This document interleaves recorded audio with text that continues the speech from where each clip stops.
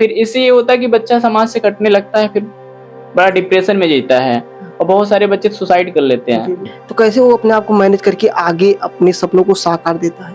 काफ़ी टाइम हो जाता है, तो फिर ये होता है ना कि अब हम बड़े हो गए, अब पैसे कैसे घर से लें?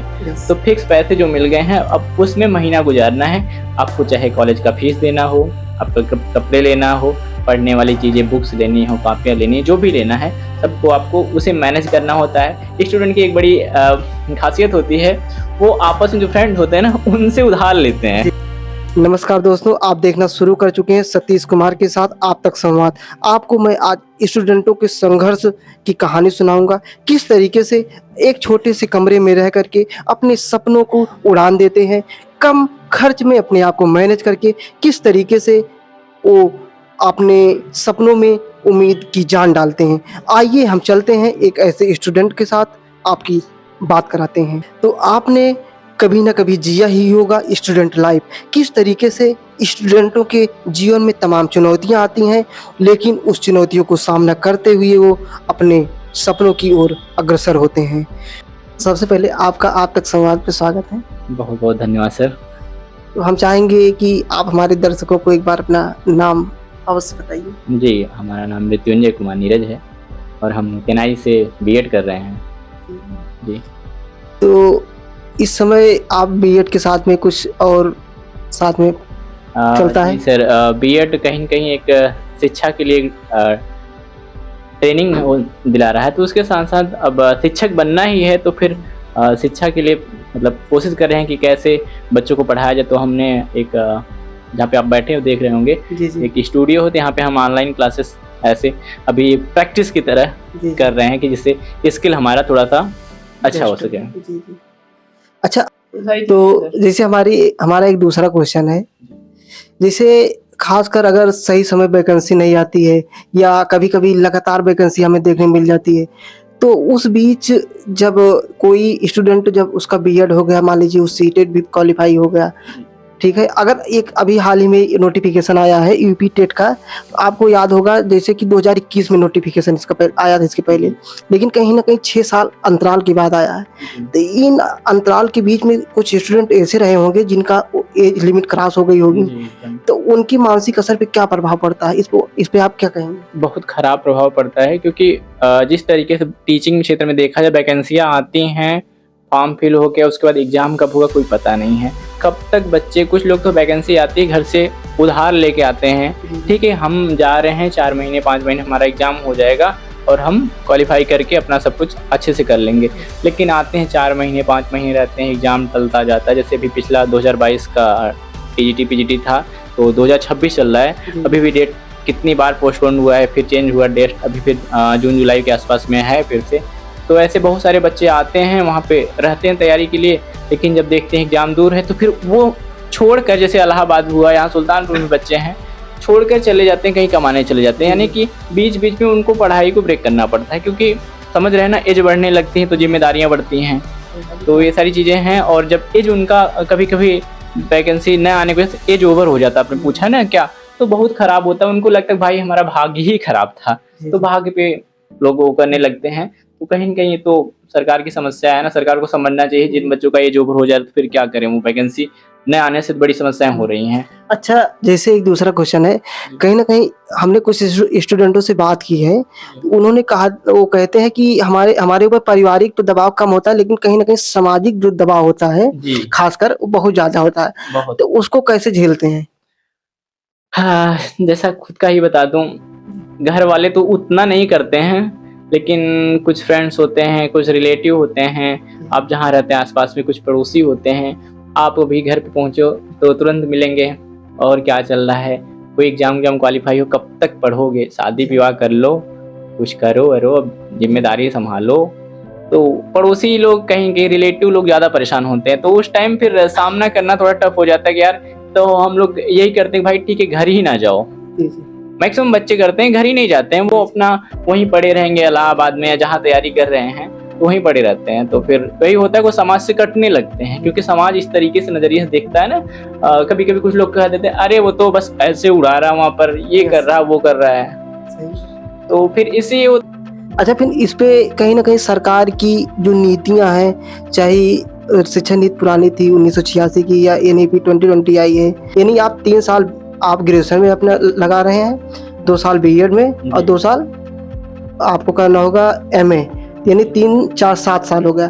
तो इंटर के बाद आप 7 साल डिग्रियों में लगा रहे हैं, ठीक है जी इसके बाद आप कहीं ना कहीं 1-2 साल तैयारी करेंगे। जी तो इस परिस्थिति में स्वाभाविकता है कि व्यक्ति अब जब टीचर बनेगा तो 28-30 प्लस हो जाएगा। जी। तो कहीं ना कहीं इसमें सरकार की कुछ कमियां हैं, इस पे आप क्या कहेंगे? देखिए, सरकार कितनी भी नीतियां बदले, सरकार हमेशा आती है अपने हिसाब से नीतियां बदलती रहती हैं। जैसे कि आपने बताया कि अभी एनईपी 2020 की बात कर रहे हैं, इसके पहले नीतियां बदलती रहती हैं, उससे समस्या नहीं है। लेकिन समस्या है सरकार सही टाइम पे अगर वैकेंसी निकाल दे और एग्ज़ाम करवा के रिजल्ट दे दे तो उनकी नीतियों से हमें कोई समस्या नहीं है। हमें आप 30 मतलब योग्यता हमें लेने में 30 साल लग रहा है तो भी कोई दिक्कत नहीं, लेकिन हम जब योग्य हो जाते हैं उसके बाद वैकेंसी नहीं आती हैं, तब वो जो होता है वो बहुत टफ हो जाता है।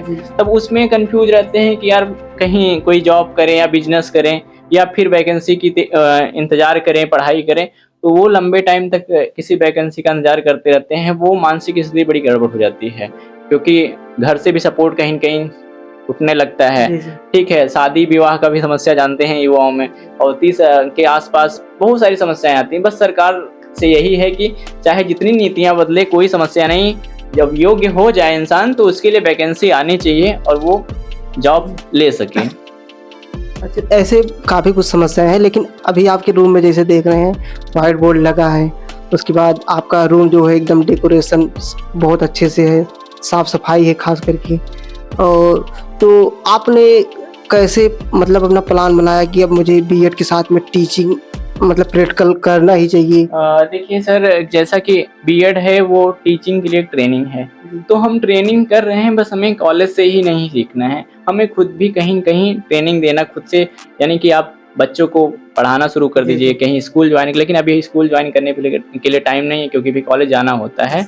तो हम अपने रूम पर ही एक सेटअप बनाए जिससे हम ऑनलाइन क्लासेस लेते हैं, मतलब कि खुद पढ़ाने की प्रैक्टिस करते हैं, जिससे हमारा धीरे धीरे स्किल डेवलप होगा। तो बस यही चीज़ें आई। जब बीएड करने आए थे तो उस टाइम इतना नहीं था, लेकिन बीएड में केनाई काफ़ी अच्छा कॉलेज है, तो यहाँ पे टीचर भी बड़े सपोर्टिव हैं और बड़े अच्छे टीचर हैं। वो खुद भी कहें कि आप खुद का मूल्यांकन पहले करो, सरकार तो नौकरी दे या न दे, लेकिन आप अपने स्किल को डेवलप करो। तब ये चीज़ें लगी कि नहीं, हाँ हमें अपने स्किल पर ध्यान देना चाहिए, और सरकार हमें जॉब दे या न दे, लेकिन हमारे अंदर अगर स्किल आएगी तो हम कहीं न कहीं बेकार नहीं जाएंगे। तब इसी ओपे कि हमने चलो अच्छा अपना एक प्रैक्टिस के लिए सेटअप तैयार कर लिए हैं।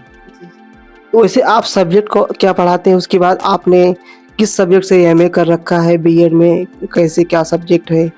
देखिए, हमने इलाहाबाद यूनिवर्सिटी से मास्टर्स किया था पॉलिटिकल साइंस में, और उसके बाद फिर लगा कि टीजीटी में जैसे कि बीएड कंपलसरी हो गया, ऐसे आने लगा कि नहीं पीजीटी में भी हो सकता है, तो फिर हुआ कि अब गैप जाएगा, इससे अच्छा कि आप बीएड कर लो। लेकिन बीएड करने आए तो लगा कि नहीं यार, शिक्षक बनने के लिए ये तो ज़रूरी था, यहाँ पे जो ट्रेनिंग हो रहा है ये ज़रूरी है एक शिक्षक बनने के लिए।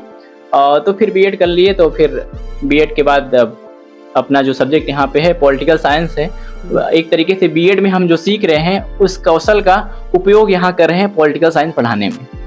सही बात है।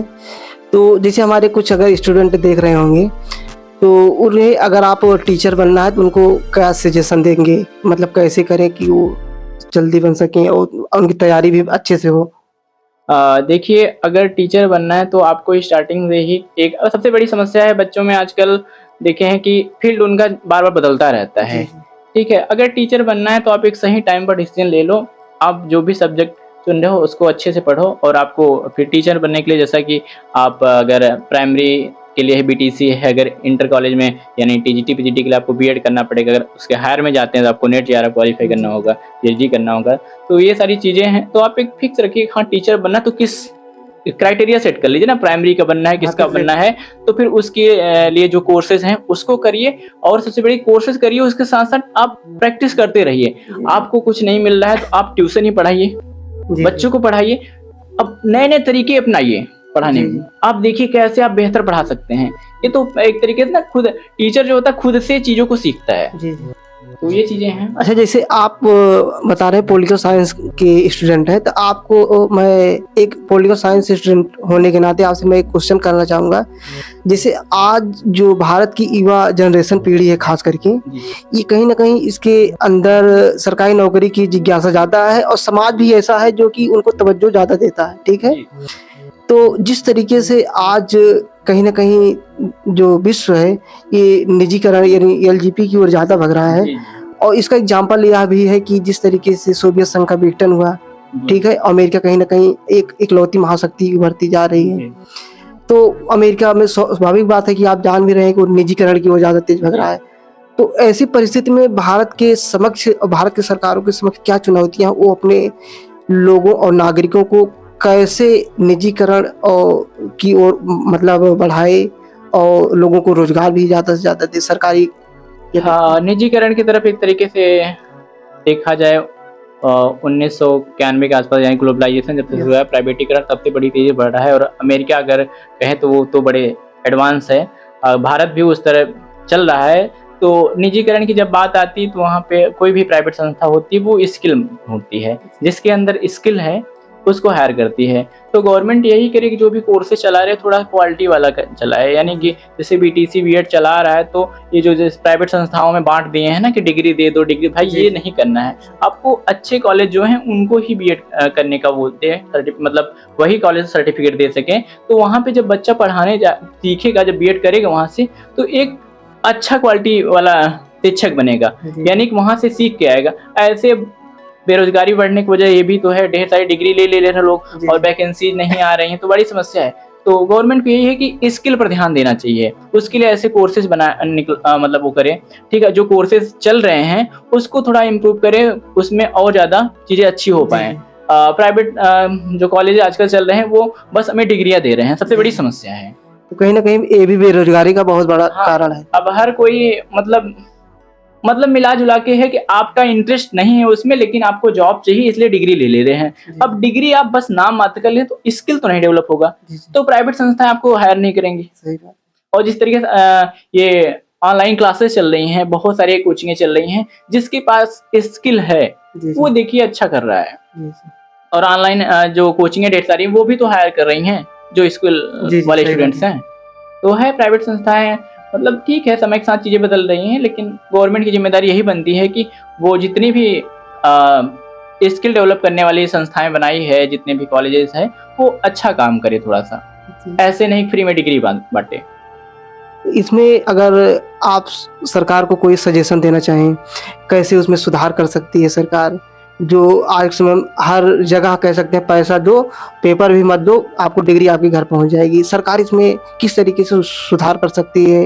एक आप टीचर होने के नाते भाभी, आप क्या सजेशन देंगे? अब देखिए, सरकार को हम बहुत सजेशन तो नहीं दे सकते हैं, लेकिन जिस तरीके से शिक्षक बनने की राह में हैं, तो एक शिक्षक की दृष्टि से अगर देखते हैं तो हमें लगता है कि क्वालिटी बहुत ज़रूरी है। और गवर्नमेंट से यही कहना चाहूँगा कि जैसे अभी बीएड कर रहा हूँ तो मैं अपने यहाँ देख रहा हूँ कि हमारे जो सहपाठी लोग हैं वो सब इतना ज़्यादा जॉब के पीछे भाग रहे हैं, और जो बीएड में एडमिशन ले लिए हैं उसमें जो सीखना वो नहीं सीख रहे हैं। कहीं की समस्या जो है इस पे सरकार ही कुछ कर सकता है। तो सरकार मतलब एक क्लियर कर देना कि हाँ, जिसको शिक्षक बनना वही बीएड करे, और हर संस्था को बीएड की डिग्री देने का जो वो दे दिया, ठेका दे दिया, वो न दे। तो यही है, अगर सीमित संस्थाएं डिग्री देंगी तो सीमित बच्चे उसमें जाएंगे जिनका इंटरेस्ट है उसमें। जब इंटरेस्ट वाला जाएगा तो बेहतर करेगा वो। मैं अभी एक एग्जांपल बस बीएड का दिया हूँ, ऐसे हर फील्ड में है। अब देखेंगे आईआईटी है, सॉरी आईटीआई है, वो भी देखेंगे ना, नौकरी चाहिए, इच्छा ये है, ठीक है। आईटीआई करने में उसका मतलब उसमें जो कोर्सेज हैं, जो ब्रांच उसके हैं, उसमें कोई बच्चे का वो नहीं है कि हमें इंटरेस्ट है उसमें करना है, बस हमें डिग्री चाहिए इसलिए जाके कर ले रहा है। तो थोड़ा सा सरकार को ये सब चीज़ों को ध्यान देना चाहिए। बाकी यही है कि जब बच्चे के अंदर क्वालिटी आएगी तो हो सकता है वो सरकार से एक दिन ऐसा भी आए कि जॉब न मांगे, वो कहे ठीक है तुम अपना काम करो, हम खुद ही अपना जॉब क्रिएट कर लेंगे। तो सबसे बड़ी जरूरत है कि क्वालिटी बच्चे के अंदर आनी चाहिए। तो जैसे कि अगर हम कोई और पॉइंट आपसे बात करना चाहें, जिसे स्टूडेंटों को जो बाहर रहते हैं उनको अगर सही सच में अगर जॉब लेना है, किन किन सावधानियों को ध्यान में रख के वो आगे बढ़ें और क्या गलती ना करें ताकि वो जल्द से जल्द अपनी मंजिल को हासिल कर सकें? देखिए क्या गलती ना करें, ये जब बच्चा बाहर निकलता है उसका उम्र ही होता है गलती करने वाला। तो नेचुरल चीज़ें हैं कुछ, तो उसे आप नहीं हटा सकते हैं, लेकिन ये है कि हमारे जो विषय होते हैं उसमें भी चीज़ों को ऐड किया जाए। बच्चों को जो आगे चल के जो समस्याएं क्रिएट होती हैं उन समस्याओं से बच्चे बच सके। जैसे एक है कि स्ट्रेस मैनेजमेंट, ठीक है, बच्चे स्ट्रेस में बहुत जी रहे हैं इस टाइम। इंटर बच्चा पास किया, स्ट्रेस में आ गया, इंटर का एग्ज़ाम दे रहा है, स्ट्रेस में है, तो उसके सब्जेक्ट में ये भी होना चाहिए, उसको कॉलेज में ये भी सिखाया जाना चाहिए कि चीज़ों को कैसे हैंडल करना है। और सबसे बड़ी चीज़ इस समय की बड़ी समस्या है, जैसे कि ऑनलाइन क्लासेस चलने लगी हैं, तो बच्चा समाज से कटता जा रहा है, तो वैसे बहुत सारी चीज़ों से वंचित होता जा रहा है। और आप जैसा कि पूछें कि किन चीज़ों से बचना चाहिए सिलेक्शन के लिए, तो वही है कि अपने आप को थोड़ा धैर्य रखें, और अपने सबसे बड़ी चीज़ है कि अपना जो दिनचर्या है ना उसको बहुत सही तरीके से मैनेज करें। और बाकी बच्चे तो मेहनत कर ही रहे हैं, बस उनके लिए वही जॉब का ऑप्शन कम है, वैकेंसी नहीं आ रही, तो फिर कैसे टाइम तो लगेगा ही। तो आप हमारे दर्शकों को अगर आपके व्यक्तिगत बारे में बात करना चाहें, जैसे अपने कुछ चैनल के बारे में बताइए, जैसे हमारे कुछ दर्शक स्टूडेंट भी इसमें ज़्यादातर हैं, तो आपको कहाँ पे आपको ऑनलाइन आपसे कहाँ मिल सकते हैं? उनको अगर पढ़ना हो तो आपसे क्या पढ़ सकते हैं, कुछ बताइए? जैसा कि अभी हमारे यहाँ पॉलिटिकल साइंस यानी पॉलिटी हम शुरू करने वाले हैं, और बाकी बहुत सारी चीज़ें हैं, बीएड से रिलेटेड कुछ चीज़ें डाले हैं। अभी हमारी एक मैम भी हैं, वो हिस्ट्री शुरू करने वाली हैं, आज हो सकता है शुरू हो जाए। तो उसके लिए आप मृसु एकेडमी, MRISU एकेडमी, ये अगर यूट्यूब पर सर्च करेंगे तो आपको ये चैनल मिल जाएगा। और बाकी टेलीग्राम भी है @मृसु एकेडमी, उससे भी ज्वाइन कर सकते हैं। बाकी आगे चैनल पर जो भी चीज़ें रहेंगी वो अपने तरीके से हम उस पर कर ही रहे हैं। तो आपकी अनुमति हो तो आपको आपके रूमों का एक बार मतलब अपने स्टूडेंटों का सैर कराएं। छोटा सा ही रूम है लेकिन बहुत आकर्षक है, मतलब कहीं ना कहीं जो इस रूम को देखेगा कुछ ना कुछ हमें ऐसा लगता है सीखेगा जरूर। एकदम तो हम दिखाइए। अपने कैमरामैन से चाहेंगे कि बार अवश्य रूम को दिखाया जाए अच्छे से। हाँ, एक स्टूडेंट कैसे शिक्षक बनने की होड़ में है और कैसे कम बजट में चीज़ों को मैनेज करने की कोशिश कर रहा है, तो ये सब है। क्योंकि रूम तो छोटा ही, लेकिन हर एक कह सकते हैं आवश्यकता वाली चीज जो एक स्टूडेंट से टीचर की सफर में आता है, वो हमें लगता है सभी चीजें यहाँ पे उपस्थित हैं। किस तरीके से अगर आपको पढ़ना है तो आप लाइट बुता करके टेबल लैम्प का प्रयोग कर सकते हैं। अगर आपको टीचिंग करना है आप इसको कहीं ना कहीं स्टूडियो भी बना सकते हैं और बेडरूम भी बना सकते हैं। अब देखिए स्टूडेंट है तो सारी चीजें इसी रूम में करना है, क्योंकि अलग से चीजों के लिए हमारे पास इतने पैसे नहीं होते कि स्टूडियो हम अलग बनाएं और स्टडी रूम अलग बनाएं और अपना लेटने के लिए बेडरूम अलग बनाएं। नहीं, यही सफर तो अच्छा ही लगता है। कहीं यही छोटा सा रूम है, यही सब कुछ है, कहें तो पूरी दुनिया है। इसी में पढ़ना है, इसी में सोना है और इसी में पढ़ाना भी है। और अपनी तरफ से आप कुछ सुझाव देना चाहें हमारे चैनल को, हमारे दर्शकों को अपने बारे में, तो उनके फ्यूचर के बारे में कुछ बताइए। देखिए यही है कि एक भावी शिक्षक होने के नाते जो अनुभव किया हूँ मैं, तो यही कहूँगा कि आप हमेशा अपने स्किल को डेवलप करिए। आप जिस भी फील्ड में जाइए, आपका इंटरेस्ट हो तभी जाइए उसमें। ऐसे नहीं कि हम फॉर्मेलिटी में या प्रेशर से, समाज के दबाव में आकर हम चीज़ों को कर लें। जैसे कि ना घर में कोई वैकेंसी आती है, रिश्तेदार फ़ोन करते हैं, भैया ये वैकेंसी आई भर लो। ये नहीं करो भाई, आपको जो लग रहा है कि हम इसके लिए हैं, हम इसकी तैयारी किए हैं, इसकी तैयारी कर सकते हैं, तब उसमें जाओ। आपका इंटरेस्ट भी होना चाहिए। और सबसे बड़ी चीज़ है, जब आप चाहिए कोई भी नौकरी मिल जाए, आपको नौकरी तो मिल जाएगी, लेकिन जो मानव जीवन है ना, वो कहीं न कहीं खुश रहने के लिए है। मानव हमेशा चाहता है हम खुश रहें। तो आप जो जॉब कर रहे हैं उनसे भी मिलेंगे ना, वो भी खुश नहीं है। वजह यही है कि वो जो करना चाहते थे वो नहीं कर रहे हैं। समाज के दबाव में, परिवार के दबाव में, उम्र बढ़ने का जो एक होता है उसके दबाव में आके कोई भी नौकरी उनको ले रहे हैं। ठीक है, अपनी जो उनका रियल वाला जो इच्छा थी वो नहीं कर रहे हैं, तो इसलिए थोड़ी समस्या है। तो यही है कि आप वही काम करें जहाँ पे आपका मन करे, जहाँ पे जब आपका मन करेगा तो आप हमेशा उसे अच्छे तरीके बेहतर कर पाएंगे। वो कोई भी क्षेत्र हो सकता हाँ, कोई है, भी क्षेत्र हो सकता है। चाहे निजी करण की हो, मतलब सरकारी या प्राइवेट कोई भी हो, या स्वयं का बिजनेस ही हो, क्यों ना कुछ भी हो, प्राइवेट संस्था, अगर आप अपने पसंदीदा काम को करेंगे बहुत अच्छे तरीके से, प्राइवेट संस्थाओं की मजबूरी बनेगी, आपको हायर करेगा ही। हो। ठीक है, उनका काम है लाभ कमाना, और वो हमेशा स्किल्ड इंसान को ढूंढते हैं। और जब आप अपने इंटरेस्ट के मतलब माध्यम से अपने पसंदीदा कार्य को करेंगे तो आप जाहिर सी बात है बहुत अच्छा कर पाएंगे। और गवर्नमेंट जो निकाल रही है, बहुत सारे लोग की इच्छा होती है गवर्नमेंट जॉब करने की, बहुत सारे लोग की होती है कि प्राइवेट जॉब करना है या बिजनेस करना है। सब आपका जहाँ मन करे वो करिए। ज़िंदगी एक ही बार मिलती है, किसी के दबाव में आके नहीं करिए कुछ। कभी कभी पेरेंट्स भी इतना दबाव बनाते हैं, पेरेंट्स भी ठीक है, पेरेंट्स का दबाव सही है, उनको डर होता है, लेकिन आप पेरेंट्स को समझाइए, उनसे बात करिए कि नहीं हमारा इंटरेस्ट इसमें है, हमें इसी में जाना है।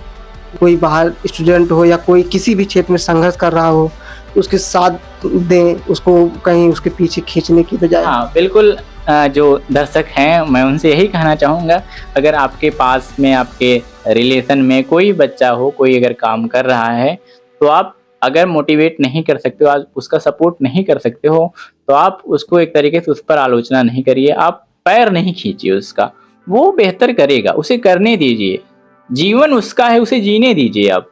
बस यही कहना चाहूँगा, हर किसी के काम में पैर जो कहते हैं ना घुसाने की जरूरत नहीं है आपको। आप भी अपने हिसाब से अपना काम करिए, अगले को भी करने दीजिए, क्योंकि वो अपना अच्छा जब करेगा तो आपको भी कहीं न कहीं डायरेक्ट नहीं तो इनडायरेक्ट रूप से फायदा मिलेगा ही, क्योंकि हम सामाजिक प्राणी हैं और हम समाज में ही रहते हैं, एक दूसरे से कनेक्ट हैं। जैसे हमारे सतीश भाई जो हैं, ये बहुत अच्छा काम कर रहे हैं, जिस तरीके से लोगों को समस्याएं सुन रहे हैं, उनके विचार को सुन रहे हैं, कहीं न कहीं ये भी बहुत समाज के हित में काम कर रहे हैं। अब ये हित में काम कर रहे हैं, इनका इसमें इंटरेस्ट है, इनको मज़ा आता है काम करने में, आपका भी फ़ायदा है। कभी आपसे भी ये मिलेंगे ना, तो आपके दिल के दर्द को सुनेंगे, आप जब सुनाएँगे तो आपको बड़ा अच्छा महसूस होगा। तो हर इंसान एक दूसरे से कनेक्ट है, अगर जो कर रहा है उसे करने दीजिए आप, जीने दीजिए उसे जी, उसकी बिल्कुल सही ज़िंदगी। बात है। बस प्रेशर किसी पे नहीं बनाइए, आप खुद की भी ज़िंदगी आराम से जिए और अगले को भी जीने दीजिए। जो करने में आनंद की अनुभूति हो, उसी में अपना तन मन धन जो हो सब कुछ न्यौछावर कर दीजिए। एक दिन वही आपको कहीं ना कहीं एक ऊंचाइयों की चोटियों पे लेकर जाएगा, और लोग आपको मजबूरन आपसे मिलने के लिए, आपसे अपने संस्था से मतलब जोड़ने के लिए बेताब हो जाएंगे। कहीं ना कहीं एग्जाम्पल के तौर पे आप फिजिक्स वाला का नाम सुनते ही होंगे, फिजिक्स वाला अलग पांडे सर। जी, बहुत सारे सर लोग हैं, खान सर हैं, बहुत सारे सर लोग हैं, बड़ा स्ट्रगल किए हैं और स्ट्रगल करके बहुत सारा शिक्षा के क्षेत्र में क्रांति भी लाए हैं। ऑनलाइन क्लासेस जिस तरीके से चल रही हैं, ऑफलाइन पहले चलती बड़ी महंगी थी, लेकिन ये जो कुछ टीचर्स लोग आए और इतने कम दाम में जो दे रहे हैं, बहुत अच्छा है। कहीं न कहीं इससे गरीब बच्चों का फ़ायदा हो रहा है। तो ये सब चीज़ें हैं। तो ठीक है दोस्तों, आप इस वीडियो को अच्छे से देखिए, अपना सुझाव कमेंट में अवश्य दीजिएगा, और हमें अगला वीडियो पे क्या मतलब सब्जेक्ट टॉपिक हो उस पे आप कमेंटों के माध्यम से बताइए, ताकि मैं दूसरा वीडियो लेकर आऊँ। जय हिंद, नमस्कार।